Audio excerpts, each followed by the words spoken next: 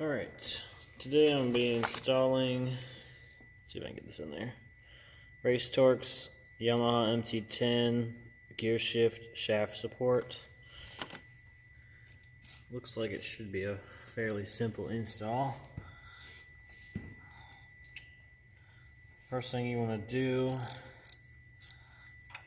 is take off clamp here for your shifter, and when you put this back together, you want to make sure that it goes in the same spot. You want to make sure it's at a 90-degree angle.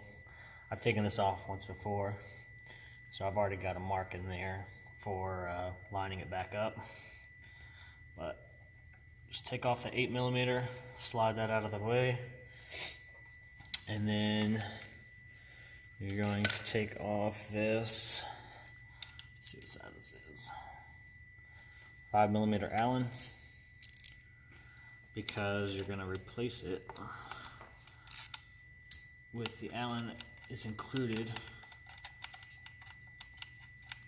with the support shaft here.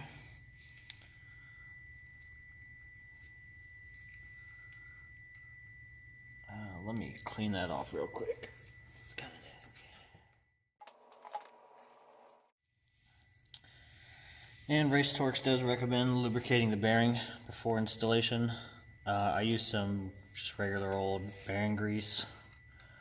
They don't really say what you should lubricate it with, but since it does have a bearing in there, I figured bearing grease should be just fine.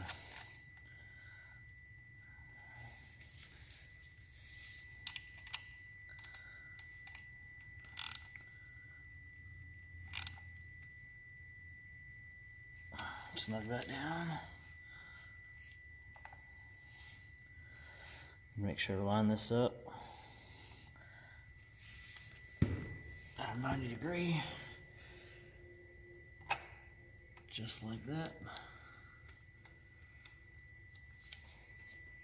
And then reinstall the 8mm bolt. Tighten that down.